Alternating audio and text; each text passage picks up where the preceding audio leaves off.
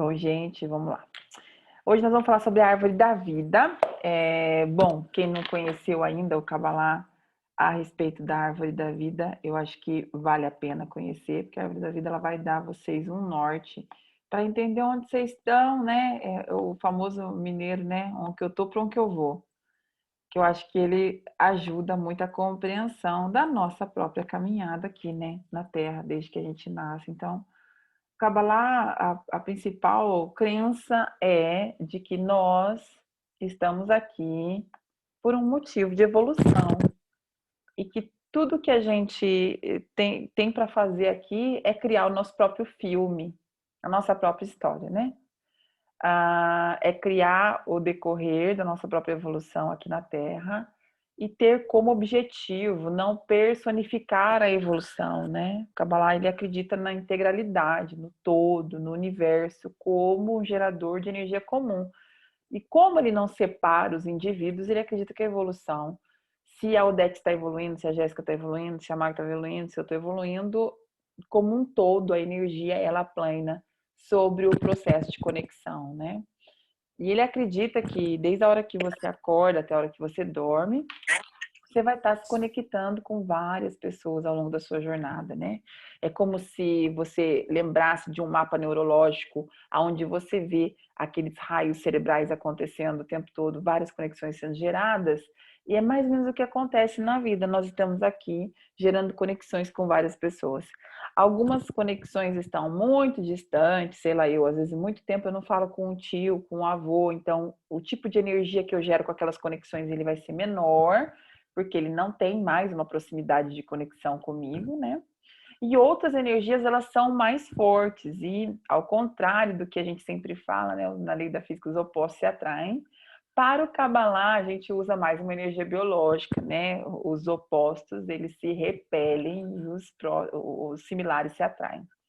Como bactérias, como vírus, né? Então, a gente diz que você vai atrair semelhantes o tempo todo. Então, se você vibrar numa energia da esfera da árvore da vida, que você vai conhecer agora como ela funciona, energias inferiores, tendenciosamente o que você vai atrair são energias inferiores. Porque a tendência é que eles repulsem você, que empurrem você para subir para a árvore, para ir para o pontapé da árvore, né? Então, a árvore ela pode ser lida de formas diferentes. Eu vou mostrar para vocês o desenho, depois eu ponho no grupo. Mas eu vou mostrar a leitura. Eu vou repetir para vocês que eu estou fazendo o processo da árvore da vida de uma forma muito pouco densa, porque ela é bem complexa. Ela não é esse desenho simples que eu vou mostrar para vocês, ele é um desenho muito mais complexo. Porém, eu acho que a gente não está fazendo uma coisa de tanta profundidade, não requer, porque se a gente for pegar a Kabbalah mística, por exemplo, ele vai ter milhões de frações a respeito desse desenho aqui. E praticamente é um mapa da astrologia. Se vocês pegarem os cabalás místicos, vocês vão ver que é um mapa astrólogo, né? Então, eu não vou adentrar a esse processo, porque eu não penso ser o principal. Mas é muito importante que vocês se recordem que o Kabbalah ele tem como objetivo gerar através das palavras, porque a linguagem judaica ela é toda feita por frações numéricas. Cada letra representa um número. E por conta da representação numérica, eles criam vários enneagramas através dos números que se encontram nas escrituras do Kabbalah, né? A escritura do Torá, por exemplo, ela é todinha codificada. Eles leem a Bíblia através de numerações que fazem essas unções de códigos gerar respostas para várias coisas que acontecem no universo, né? Então, daí parte várias ciências, como a astrologia, que parte através dos numerais cabalísticos, né? Então, se vocês entenderem aqui a árvore ela vai ter 10 frutos, né? 10 processos, 10 partes, das quais a 11ª e 12ª, que é a Cabala Judaica, ela também fala da 12ª, não são mencionadas aqui nesse desenho, porque elas são unificações de esferas muito mais profundas. Então, nós vamos parar aqui na 10ª, mas vocês vão ver que aqui ele cita a 11ª, que está aqui no meio, né? No processo do meio aqui. E aí, a gente pode tanto ler ela de baixo para cima, como de cima para baixo. Quando nós estamos lendo de baixo para cima, nós estamos falando que a gente está lendo microcosmicamente, ou seja, nós estamos lendo pela lei dos homens, né? Pela lei da individuação. Então, quando a gente está lendo pela lei dos homens, do ponto de vista dos homens, a gente lê de baixo para cima. Isso significa que nós estamos fazendo um processo individual. Nós estamos lendo através dos processos de estado de consciência. É assim que a gente fala quando a gente está fazendo a leitura de baixo para cima. Então, a gente está trabalhando os estados de consciência. Quando nós fazemos a leitura de cima para baixo, que é o do Keter para baixo, nós estamos falando que a gente está lendo ela macrocosmicamente. Por que macrocosmicamente, Vivi? Porque nós estamos começando das esferas espirituais para as esferas mais densas. Vocês têm que lembrar que daqui para baixo começa a densificar. Então, as primeiras esferas, elas são espirituais, nós estamos falando da parte espiritual, desenvolvimento espiritual. As próximas esferas, as próximas 3 esferas, nós estamos falando da parte emocional. Aí nós estamos falando da parte mental, que é aqui Yesod, Natchak e Hod. E depois Makut. Makut seria a esfera mais densa, que é o elemento terra, aonde se encontra a parte de desenvolvimento físico, tá? Então, se vocês forem pegar, é muito curioso, porque vocês podem fazer um compartilhamento dessa informação com várias, por exemplo, pirâmide de Maslow, que a gente estuda para nutrição, por exemplo. Você vai ver lá que o indivíduo, em primeira instância, o que ele tenta fazer? Ele tenta arquitetar a sua própria sobrevivência. O que ele quer? Não passar fome, não passar sede, não passar frio, né? É estar alimentado e garantir a sobrevivência. Em segunda instância, ele vai querer garantir a sobrevivência mais a alimentação de qualidade. Na terceira instância, ele vai querer garantir bens materiais. Na quarta instância, ele vai querer poder, reconhecimento e assim por diante, até subir a pirâmide toda, né? Então, se vocês forem enxergar isso como um processo da pirâmide, vocês vão ver que tem muitas referências, muitas coisas parecidas, né? Porém, a leitura podendo ser tanto de baixo para cima como de cima para baixo, vocês vão entender que aqui o Keter é a coroa, é a parte espiritual, é o fim de tudo, né? E quando nós lemos do Keter para baixo, nós estamos fazendo a leitura macrocosmicamente, ou seja, unificando o universo, entendendo que o universo é um todo, né? A representação dessa árvore é a representação de Deus e dos caminhos que o homem percorre até a sua morte, ou que deveria percorrer. Porque isso é uma pergunta que todo mundo faz quando começa a estudar a Kabbalah. Muita gente fala assim, eu não acredito em destino. Está dizendo que, então, todas as coisas são predestinadas, então acontece o que tem que acontecer. Não é bem assim. A Kabbalah acredita que a predestinação acontece no senso que você tem um momento para nascer e um momento da sua morte. Você tem um tempo exato para percorrer aqui na Terra. Porém, o fato é que você pode sim diminuir esse tempo de acordo com as escolhas que você vai fazendo ao longo da sua vida. Porque você tem em posse da sua mão o livre-arbítrio. Como é que você vai percorrer essas esferas, né? E se você vai ficar preso em algumas delas. O que acontece com muitas pessoas é que elas não percorrem todas as esferas, elas ficam paradas muitas vezes em uma esfera ali, né? Às vezes ficam paradas na esfera, por exemplo, mental, que é a esfera que é intelectual, né? Onde você começa a buscar informações e conhecimento. Às vezes ficam parados na esfera física, né? No elemento terra, na esfera onde o que é importante é o apego ao bem, aos patrimônios. Então, existe aí todo o processo que vocês vão entender uma por uma agora, mas que pode acontecer com todo mundo, né? Então, é muito importante que vocês entendam esse processo para que vocês possam até inclusive como livre-arbítrio entender como é que as outras pessoas vivem a vida, né? Quando a gente falou há um tempo atrás, o Olavo de Carvalho ele tem uma teoria sobre as curvas de personalidade, sobre aonde, que círculo de personalidade você está, que círculo de vida você está, né? E ele classificou em 13 círculos.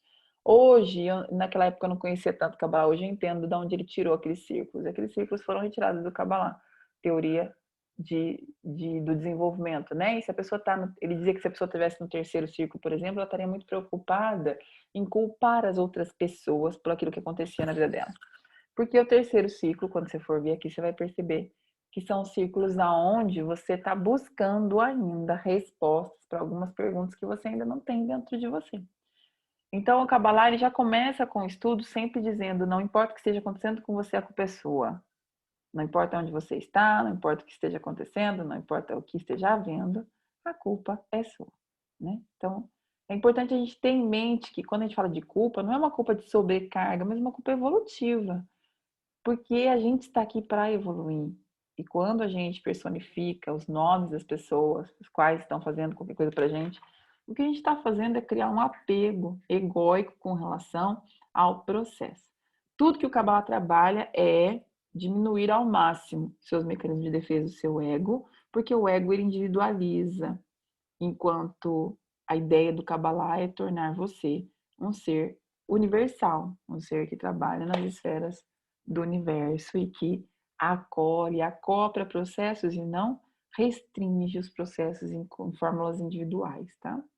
Então, normalmente as pessoas vão para o Kabbalah por uma força egóica. Por que elas vão para o Kabbalah por uma força egóica? Elas vão porque elas querem se melhorar. Elas querem estar bem com elas mesmas, elas querem se sentir melhor, elas querem conquistar alguma coisa, né? Então, elas vão com uma busca egóica, uma busca para um benefício para elas próprias. Eu não vejo, ou nunca percebi ninguém buscar o Kabbalah, ou a ciência cabalística, ou estudar a ciência cabalística porque queria ver o mundo se tornar mais rico, ou o mundo sair do sofrimento. Não é assim. No meio do caminho a gente vai entendendo que se a gente não quiser o bem do todo, o bem do si próprio não acontece, mas isso aí é uma esfera que você vai caminhando, caminhando e você vai entendendo que se você tem 2 vestidos e a sua irmã não tem nenhum, e você não doar um vestido para ela, a tendência é que você vai acabar estragando esses 2 vestidos que você tem no guarda-roupa e eles não vão te servir, porque você não está entendendo a necessidade dos outros. Então, o manter as riquezas, as posses ou manter controle sobre coisas, tira de você energias que podem melhorar o seu processo se você não equilibrar as coisas que estão à sua volta. Ah, então tudo que eu tenho dois eu tenho que doar? Não, estou dando um exemplo, mas se você tem e isso não vai te fazer falta doar, por que não dar a oportunidade de alguém ter tanto quanto você? E aí, por contrapartida, você terá outras coisas. É assim que funciona, né? Então, o Keter significa coroa. A gente, quando fala do Keter, nós estamos falando da coroa. Essa divisão das árvores, tá, gente? Essa divisão que a gente fala da divisão espiritual, que são os 3 primeiros Sefirá. Depois a gente vai ter as outras 3 próximas que a gente chama mundo das criações, né?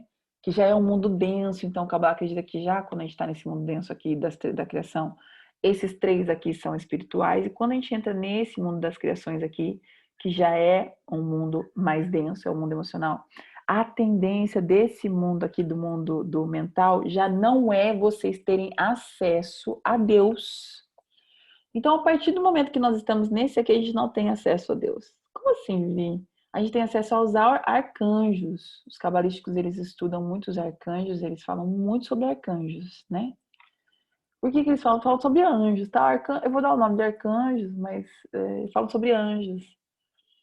Porque eles acreditam que os anjos são os representantes de Deus e falam por Deus e te guiam a partir dessa conexão que você vai ter com o divino, né?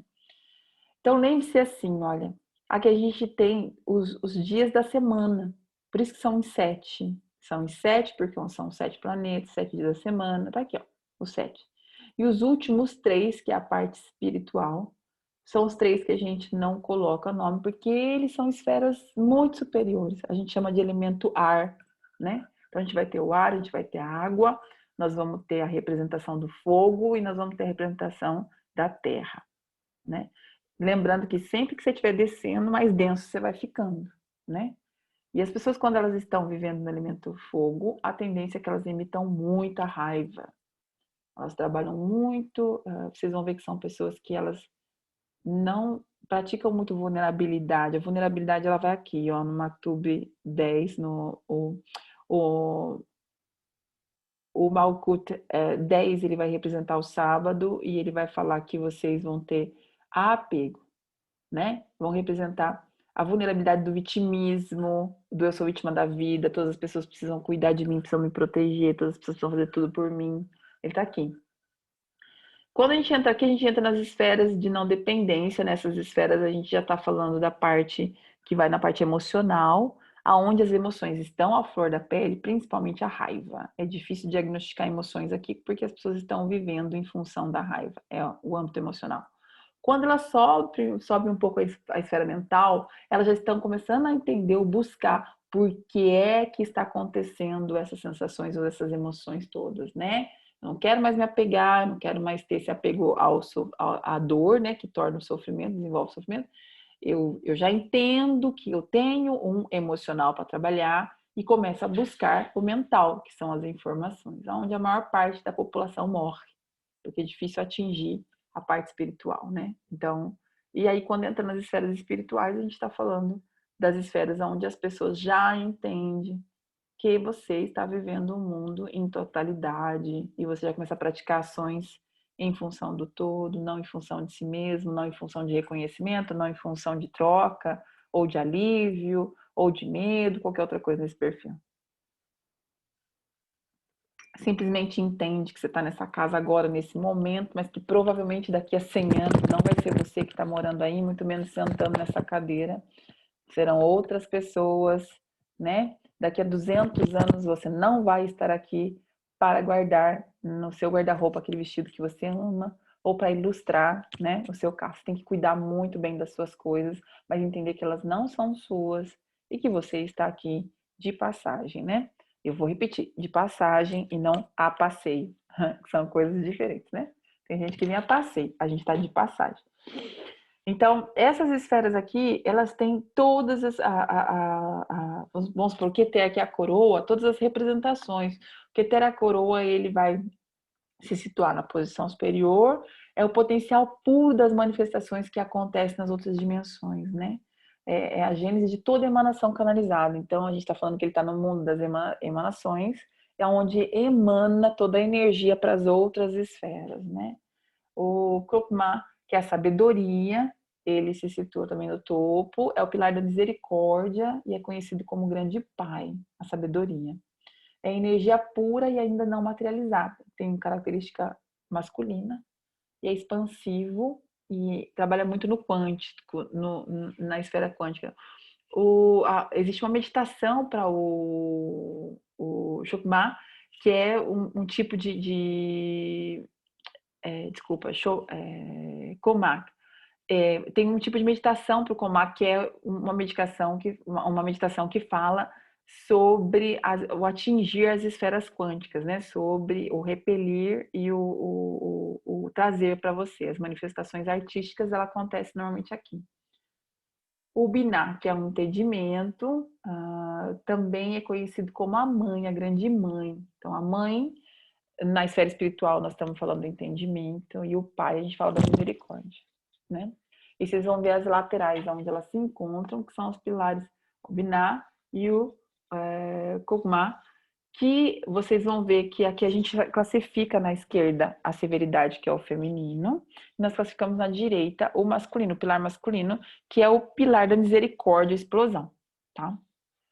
Então, vocês vão ver aqui as esferas são divisão das laterais, pilar feminino e masculino, direita e esquerda, e é onde vocês vão entender as energias, porque a energia da direita e da esquerda vai dizer a você, da coluna da direita, nós estamos falando sempre do pai, da misericórdia, e da coluna da esquerda nós estamos falando da mãe. E a mãe, é engraçado que a mãe, eu me assustei porque fala da severidade, né? Mas por que fala severidade? Porque a repulsa, como se diz, não é repulsa, é a repressora, a força repressora do útero.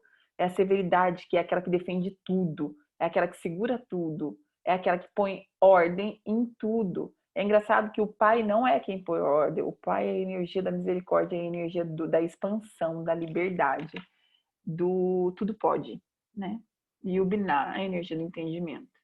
Aí a gente tem a misericórdia, que é o Gesed, que é a coluna que representa o desejo de compartilhar incondicionalmente. Então, Gesed vai ser aqui, o número 4, desejo de compartilhar incondicionalmente. É quando você já está subindo o caminho, né? Eu estou indo de cima para baixo, mas eu preciso entender.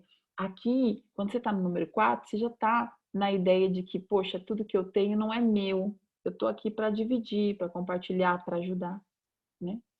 A gente tem a esfera do julgamento, que é Geburah, que se situa abaixo do Binah e representa o desejo de contenção e de questionar, questionador de impulsos, canaliza energia por meio de objetos. Ele é o julgamento, isso é certo ou isso é errado? Eu estou fazendo a coisa. E não é o julgamento externo, tá bom, gente? Entendam isso. Não é o julgar o outro, mas é uma análise dos próprios movimentos. Eu estou acertando, estou errando, isso tem a ver com o que eu quero, não tenho. É um julgamento ponderado. Tiparet, que é a beleza, se situa aqui abaixo, transforma a beleza de Clorad Binah e Keter, a sabedoria do entendimento com luz do conhecimento. Então, ele vai representar a divisão da árvore entre microcosmo, o mundo inferior, o eu inferior. Então, as 4 sefirot acima são os macrocosmos superior, sendo o Keter a centelha divina, que é o principal. Então, esses daqui são as esferas que nós estamos falando da parte mental, que é aonde a maior parte do indivíduo chega no máximo. Óbvio que tem alguns que ficam presos aqui e outros que ficam presos aqui embaixo. A gente tem a esfera da vitória, que é Netzach, que é a energia dos sentimentos. Existe a vontade de reciprocidade, a busca pelo próximo e superação dos próprios limites, propagando o pensamento eterno. Vocês já devem ter ouvido falar alguém assim que diz para você, gente, eu não durmo. Nossa, eu fico horas acordado pensando, não durmo. Então tá aqui, nessa esfera, tá? Netzach. Depois o Hod, que é o esplendor. Hod representa o pensamento concreto, é um canal de aprimoramento interno, de identificação com o próximo, sendo uma forma de aceitação do pensamento e do reconhecimento. Esse Hod, ele dá muito trabalho, tá, gente? É a época do esplendor. Esse Hod aqui, quem fica aqui, é a época que você mais julga, porque você só acha que o seu tá certo e o resto tá errado, né? Então, tem 2 formas de ser, a minha, né, e o errado. E aí você tem uma tendência a ter um julgamento muito severo com as coisas, porque você precisa se identificar com o próximo para sentir que a coisa funciona, né? E Exótico, que é o fundamento, funciona como um reservatório onde todas as inteligências emanam seus atributos e são misturados, equilibrados e preparados para a revelação material. É a compilação das 8 emanações. O exódio é quando a pessoa está perdida, é quando ela não está sabendo ainda que caminho ela segue, o que pensa, se isso está certo ou está errado, eu não sei. Ela está aqui nessa esfera. Eu sei que eu estou triste, que nada está acontecendo de bom para mim, mas eu não sei exatamente o que, né? E aí tem Malkuth, que é o reino, representa o mundo físico, onde é revelado o material compilado das 8 emanações, né? Canal de manifestação, desejo de recepção da Sefirot.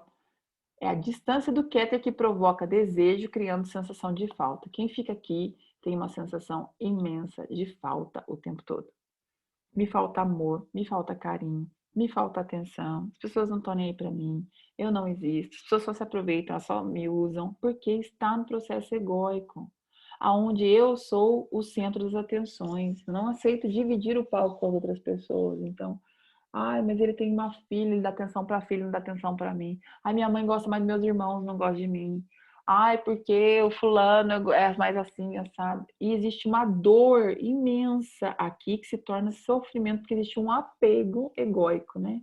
Então, essas primeiras esferas aqui, que é a 10, a 9, a 8 e a 7, são esferas densas, o que significa que existe, óbvio, na 10 em maior grau, um apego egóico ainda muito grande, uma centralização no eu, tá?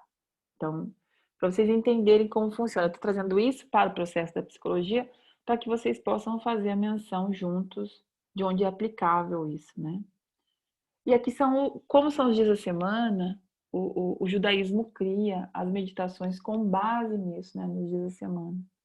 Então, a gente tem uma meditação para cada um dos sefirot, dos 7 sefirot, porque esses 3 sefirot aqui são meditações que já não é muito pra gente ainda, né? A gente vai chegar lá, mas não é ainda, né?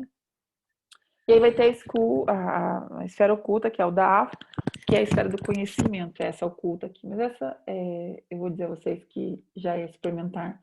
Quando você passar por essas, é que você vai chegar aqui para poder repassar para cá, né? Então, não vamos falar sobre a esfera do conhecimento, porque é ela que coliga o espírito com a parte inferior. Aí você fala, mas Viane, eu tenho um amigo que é médium, né? Então ele está lá na superior. Não necessariamente, tá, gente? Muitas pessoas mediúnicas, elas usam a mediunidade como ego para aparecer, né? As pessoas têm contato com outro planeta através de mim, né? Eu brincava no passado, mas isso é real, tá? Eu conheci muita gente dizendo que era médium com transtorno de personalidade, né? E isso é um pouco grave.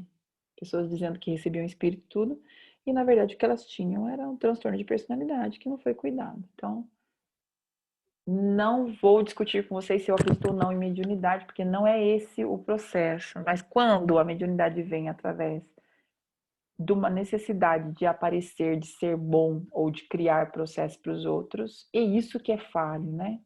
E não adianta eu dizer para você, esse é assim ou esse é assado, porque a verdade, quem tem, é só o indivíduo, tá?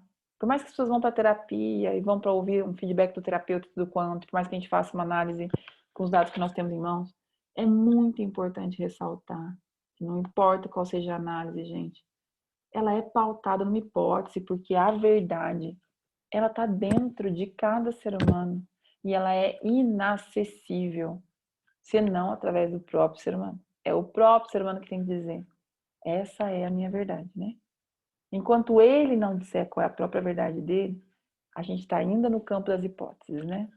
Então, eu já conheci pessoas que se apresentaram para mim como médiums e que depois de um tempo eles disseram, realmente usava mediunidade para aparecer egóico.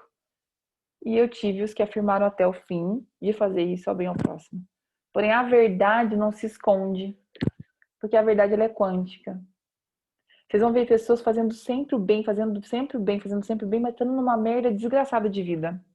Aí vocês vão dizer pra mim, Viane, mas como é que a pessoa tá fazendo sempre o bem e só toma tarraqueta, como diz a minha mãe? Mas não é que só toma tarraqueta que tá fazendo sempre o bem. É porque o motivo do bem, né? O universo não entende de ação, ele entende de intenção. E por mais que você não me conte a sua intenção, não adianta. Lá dentro, o universo é quântico e ele sabe a energia que você emana. E a energia que você emana, volto a repetir, vai atrair outras energias que vai trazer aquilo de volta a você. Então, não adianta, né? Então, ou você vai fazer o bem porque vai fazer o bem porque faz bem, ou você vai fazer o bem porque tem alguma troca e você vai pagar o preço dessa troca e basta. É assim. E nós não estamos aqui nesse planeta para ficar, né, olhando qual o papel do outro. A gente torce para que todas as pessoas cheguem no estágio de consciência, né, inclusive nós, e que a gente se permita ao processo de encontrar a luz dentro dos nossos próprios processos, né? Hoje eu vou dar um pouquinho de entendimento para vocês entenderem o que é o senso individual. Vou fazer um exercício com vocês, que eu gosto bastante, eu pratico até hoje, desde que eu aprendi. O que é senso individual e o que é um senso comunitário. Para vocês entenderem a visão, quando ela é ampla, a visão quando ela é pequenininha, estreita, né? Então, quem tem um caderninho aí, um papelzinho, vai fazer essa dinâmica comigo, né? Quero que vocês escrevam aí, ó. Me preocupa ou me estressa quando... Aí vocês põem entre parênteses assim, nome, tá? Me preocupa ou me estressa quando o fulano X tem que ter nome, tá bom? Tem que colocar o nome. Ele age assim. Aí eu quero que vocês coloquem a ação. Ele age ou ele faz isso. Aí eu quero que vocês escrevam que ação é essa, tá? Depois eu quero que vocês me escrevam assim. E isso me faz sentir... Aí vocês colocam entre parênteses. Assim. Como é que você se sente, né? Aí você coloca a emoção que você sente quando a pessoa faz isso pra você. No confronto de quem? Do nome do fulano. Coloca o nome aí do fulano. Então, isso me faz sentir assim, essa emoção, no confronto de José, por exemplo. Coloca aí, José, tá? Agora eu ajo, né? Eu reajo e colocar ação. Como é que você reage? Põe aí ação.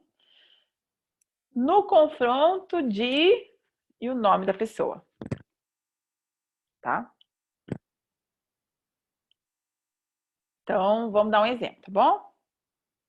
Me preocupa ou me estressa quando o José, ele pratica, né? Quando ele me deixa esperando e não chega no horário, por exemplo, tá? E isso me faz sentir, que emoção que eu tenho? Com raiva, por exemplo, ou triste, desprezada, impotente, ou vulnerável, ou me faz me sentir sozinha, não sei. O que faz você sentir, que emoção, no confronto do José, tá? Agora eu reajo, que ação que você tem quando você... O que eu faço com o José? Eu reajo saindo e deixando ele falando sozinho. Eu reajo largando ele de lado, ignorando ele, com indiferença, por exemplo. No confronto do José, no confronto dessa pessoa. Então, quero que vocês façam esse exercício aí, para vocês poderem ter dimensão dessa pessoa. Pode ser o nome de do seu marido, da sua esposa, ou pode ser o nome de um filho, pode ser o nome de um amigo, alguém que você seja, ou um chefe, alguém próximo a você que fez algo que você não concordou, né? E aí, como consequência, o que acontece nessa ação? Aí você vai escrever lá como consequência. O que acontece quando você faz isso, né? Então, essa é uma dinâmica que a gente vai aplicar com as pessoas que apertam o nosso botãozinho de disparo, né? Para a gente poder estruturar melhor o caminho do nosso adversário. Gente, nós não podemos evitar nenhum tipo de dor. Nós podemos evitar sofrimento, que é diferente de dor. Dor, desde a hora que você nasce, você vê aqui, filho, para sentir dor. Você já nasce sentindo dor, né? E criando dor a outra. Então, você não vai evitar a dor, mas você vai evitar o sofrimento. Quando os botões são atingidos ali, quando o botão é apertado, normalmente a gente fala assim, mas eu peguei despreparada, mas eu não consigo aplicar. Não. Se você estruturar antes o que acontece, criar ações preventivas, você está mais preparado para enfrentar as situações. Aí, quem preencheu um papelzinho com esses dados, agora eu vou fazer um convite. Você vai substituir o nome que você personificou, José, por exemplo, por Luz. E aí você vai ver a amplitude do processo. Então, por exemplo, né? Me preocupa ou me estressa quando a luz, né? Ela tem essa, me faz esperar, me faz ficar esperando várias horas. E isso me faz me sentir abusada, por exemplo, no confronto da luz. Agora eu reajo deixando ele esperar sozinho no confronto da luz. Como consequência, o que acontece? Quando a gente substitui o nome pessoal para luz, você despersonifica o ego. Quando a gente despersonifica o ego, a gente é capaz de ampliar a oportunidade de crescimento. O que faz a gente não aceitar crescer é porque a gente acha que a gente está dando benefício para o José, por exemplo, quando a gente cresce. Então, se eu fizer de boa pessoa, o José vai sair bem na fita, porque ele me larga esperando e ainda sai bonzinho, cara. Mas é porque o problema está com o José. Quando eu saio, eu tiro o José e entendo que o José é só um ticum, é uma oportunidade de luz na minha vida, uma oportunidade de crescimento. E eu tiro o José da parada, o José não me afeta mais. E aí, se o José não me afeta e eu enxergo que a luz está tentando me ensinar a ter paciência de esperar, através do José. O José é ali um processo em si, que daqui a 100 anos não vai mais existir. Nem sei mais ser nas esferas que eu vou embora, o José vai estar. Então, se despersonifica, arranca o José e coloca a luz, vocês têm uma oportunidade de crescimento muito grande. Vocês começam a enxergar que esquece o José, esquece o João, esquece quem for. É só uma oportunidade. É preparar o recipiente para receber luz. É só a oportunidade de você evoluir, criar o seu próprio filme, criar a sua própria história, criar o seu processo aqui na Terra, enquanto você estiver vivo até o último segundo do seu cronômetro. Então, esse exercício eu tento fazer todo. Eu não é uma novidade para vocês, eu disse sempre que eu sou movida pela raiva. A raiva me movimenta. Eu não sou uma pessoa que, quando eu tô com raiva, eu fico estática. Eu tive que fazer muita meditação para ter domínio sobre ela, porque a raiva, ela era para mim destrutiva. Não me ajudava a crescer. Ela me destruía. Hoje eu consigo sentir raiva, respirar e falar: Senhor, dá-me luz. Mas não era assim, não foi sempre desse jeito. A raiva, ela me tirava do controle de mim mesma. E eu acho que todo mundo que já provou a ideia de não estar dentro de si próprio, do próprio corpo, sabe que coisa ruim que é não pertencer a si mesmo.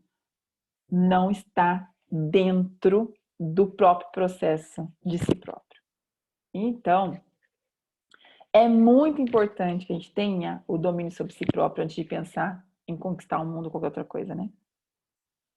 Eu acho que a oportunidade de crescer com os processos de reconhecimento é muito grande.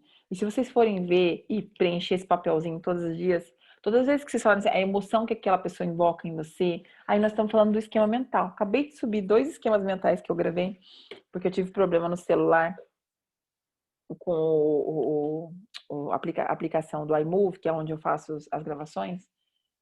E vocês vão ver que sempre tem uma sensação de abuso, uma sensação de dependência ou incompetência, uma sensação que é atrelada a um esquema mental.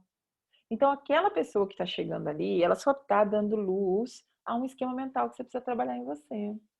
Seja um padrão rígido, seja uma postura punitiva que você tem. Ela só está dando luz a um processo que você precisa gerar diferença para parar de viver ali naquele processo, né? Então, eu acho que a principal coisa da vida da gente é entender, compreender a nossa oportunidade de crescimento, de tikkun, né? E aí começar a entender que, como consequência, nós vamos ter uma vida mais serena quando a gente não personifica. A gente desagrada o ego não dando nome. E aí a gente consegue crescer e ter mais maturidade, né? Toda vez que você escutar sua alma, que separar e escutar sua alma, você está preparando o seu contentor, seu potinho, para receber mais luz, né? Nada na vida é casual, gente. Não são acasos que acontecem. Você está vibrando uma energia e está atraindo aquela energia. Quando aprender a vibrar em outra, vai atrair outra, né? Às vezes as pessoas falam para mim, eu estou impróspero, eu não consigo, vivendo por mais que eu trabalhe, eu não consigo ter um emprego estável. Você não está tendo um emprego estável porque existem estágios da sua alma de escassez, de apego, a falta. Talvez porque a falta ainda para você é um lugar seguro. Tem gente que, como lugar seguro, tem a falta. Eu tenho uma paciente que ela ganha, mas ela gasta. Ela nunca tem dinheiro. Não é o quanto ela ganha, é o quanto ela gasta. Mas por que então ela gasta tanto? Ela gasta porque ela precisa ficar na falta para o ambiente ser seguro.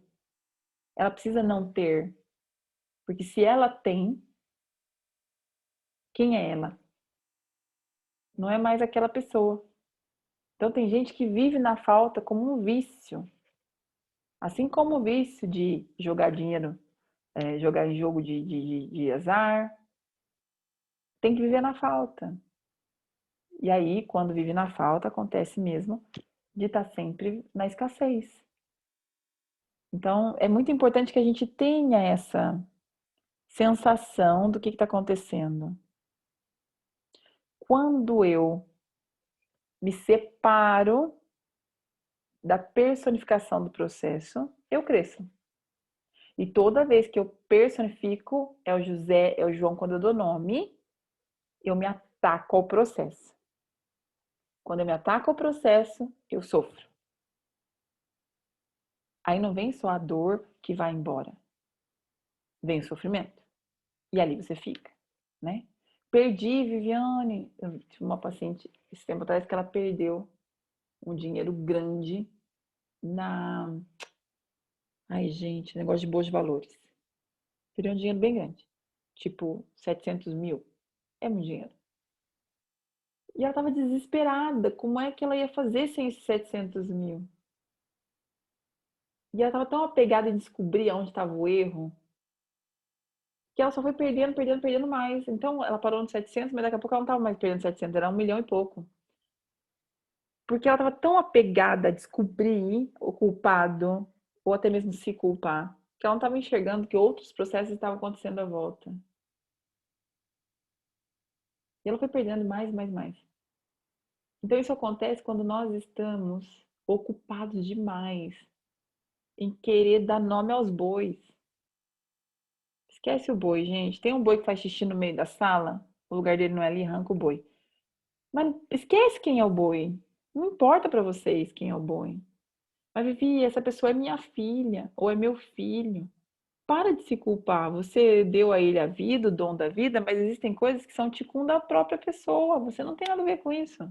Vai cuidar do seu, cuida da sua vida. Cuida dos outros e dos outros, fim. Não importa se é seu filho, mas fui eu que dei a luz. Mas isso não é da sua conta. Você deu a luz e acabou, basta, fim. Vai lá, vai seguir a jornada agora. Mas ela erra, ou ele erra, ele faz isso, ele faz aquilo, ele erra na sua concepção. Às vezes, dentro do ticum dele, ele tá indo bem. Larga, larga, deixa aí. Vai aprender por conta própria, vai bater a cabeça, vai estranhar lá com o chifre na parede, até aprender. Basta. Às vezes, o que é felicidade para você, o que é certo para você, não é para o outro também. Tão relativo isso, né? Eu, meus irmãos, a gente é tão diferente. Minha mãe que tá aqui agora, ela me foi reparando, ela fala: Nossa, como você é diferente dos seus irmãos? E quem que tá certo, eles ou eu? Eles são felizes como eles são? Então pronto, cada um siga a sua vida. Não é um problema. Eu sou metódica com algumas coisas, eu gosto de xicrinha, eu gosto de tacinha, né? Meus irmãos não gostam tanto dessas coisas, né? Eles não ligam muito pra essas coisas. Mas quem tá certo, eles ou eu? Eu gosto, mas e aí? Eles não gostam, pronto, tá tudo bem. Não é um problema, né? Assim a gente vive a vida. Bom, gente, e aí, de tarefa, eu quero que vocês escrevam um ambiente ou uma situação da vida de vocês, ah, onde vocês se encontram sempre preocupados ou ansiosos. Quais setores da vida de vocês, quais lugares da vida de vocês que ainda é escuro para vocês? Que vocês se encontram sempre ansiosos ou preocupados ou estressados. Qual é? Às vezes pode ser a família, pode ser a família de origem, né, que é pai, mãe, pode ser a família que você constituiu, que são os filhos, marido, pode ser trabalho, pode ser dinheiro. Qual o setor da sua vida que para você ainda você tem dificuldade, né? Um desafio conseguir gerar processos bons. E aí, nesse setor da sua vida, eu quero que você se dê ao trabalho de enumerar, personificar para que você entenda, ok? Não é para você ficar com isso na mão, mas assim para você entender. As pessoas que passaram por ele e o que você já sentiu com elas. Então, sei lá, meu setor é o meu problema de onde eu fico sem dificuldade de vender dinheiro. Então, tá bom. Anota aí as pessoas ou coisas que você fez que você perdeu dinheiro no último tempo ou que você gastou onde não devia. Anota. E aí faz aquelas perguntas de como é que você se sentiu. E você começa a ver que os episódios eles são repetitivos e que na maior parte das vezes a vibração continua a mesma porque você não aprendeu a lição. Você vai precisar só aprender a lição. É mágico, gente. Quando você aprende a lição, da noite para o dia aquilo sai da sua vida e você não consegue nem pensar o que você fez exatamente para aquela coisa não grudar em você mais, né? Aquele voodoo sair de lá. Não dá nem para entender. Você não vai ter uma explicação lógica e você vai dizer: Uau, que mágico. É praticamente mágico mesmo. Vocês vão ver que delícia que é testar isso. Eu quero saber se vocês têm perguntas, se vocês entenderam o que eu expliquei da árvore da vida. A semana próxima, a gente vai ensinar as meditações, que são as 7 meditações da Sefiró, dos dias da semana, porque tem meditações específicas, tá? Para cada dia. Ah, eu, eu, particularmente, faço a meditação na minha própria língua mesmo, porque são salmos bíblicos, eu não fico repetindo em hebraico. Às vezes eu até ponho os áudios em hebraico para poder escutar, mas no natural eu faço sozinha, sem música, e eu comigo mesmo, com as próprias palavras do português mesmo. Alguma coisa eu até entendo mais em italiano, porque os cursos de Kabbalah eu fiz praticamente todos em inglês e em italiano, então eu tenho mais natureza nas palavras do que eu estudei, né? Mas queria saber de vocês se vocês entenderam, se faz sentido para vocês. O que vocês me dizem? Jéssica, dê a sua palavra, linda. Fez sentido sim, Vi. Até mandei uma pergunta ali, deixa eu ver se você citou. Sobre isso. Perguntei se tem algum que eu Tem não anotei. tem uma live dele, ele não tem um livro sobre isso, mas tem uma live. Ah, Eu vou tá, mandar vou para vocês lá procurar. no grupo. Tá Tem uma bom. live dele. Tem um Pode ser lá. outro. Logo, acho que foi no começo desse curso. Eu perdi um monte de aula, Vi. Preciso depois agora recuperar. Mas você falou muito de Sêneca. Eu peguei vários livros dele hoje. Vai chegar, acho que até o final da semana. Tem um trabalho para fazer. Ah, eu amo. Amo, amo, amo. Você gostou? Mas Você acha que faz sentido para você? faz sim, Via. Até, principalmente, me identifiquei muito quando você disse que você é movida por raiva. Você me conhece, então você sabe o quanto eu me movimento dessa forma. E tô ainda meio no buraco negro, assim, e anotei aqui as coisas, exercícios para fazer, e vou fazer. Semana que vem te conto o que foi. Amém. Isso mesmo. Bárbara, Margarete, Odete, vocês querem falar alguma coisa? Vocês entenderam? Tudo certo? Ah, me dê sinal de vida. Espero que vocês tenham entendido, porque é denso essa explicação da árvore da vida, é bem complexa, ela tem muita riqueza de detalhes. Eu expliquei bem por cima, tá? Os pilares positivos, negativos, a parte de cima, porque elas são 10 esferas que são opostas em si. Um é o branco, outro é o preto, então elas mostram os mundos opostos. Então tem vários prismas da árvore da vida. Quem tiver curiosidade, é muito bonito de estudar. É denso, mas é bonito de estudar. Então quem tiver curiosidade é muito legal para poder fazer disso um estudo. Tá bom? Ainda estou no trabalho, não consigo falar. Não tem problema, Bárbara. Que bom que você entendeu, isso que importa, tá? A Bárbara escreveu aqui, entendeu? Então, gente, eu vou deixar vocês por aqui. A gente vê vocês na próxima semana. Vou publicar agora os 2 áudios que eu fiz dos 2 esquemas mentais. E se vocês precisarem de alguma coisa, vocês me escrevem, combinado? Um beijo para vocês. Fiquem com Deus, viu? Beijo, Vi. Obrigada. Te amo. Beijão, Beijinho. também te amo. Beijo, Tchau. obrigada. Beijo, fica com Muito Deus. obrigada. Tchau, Tchau. tchau.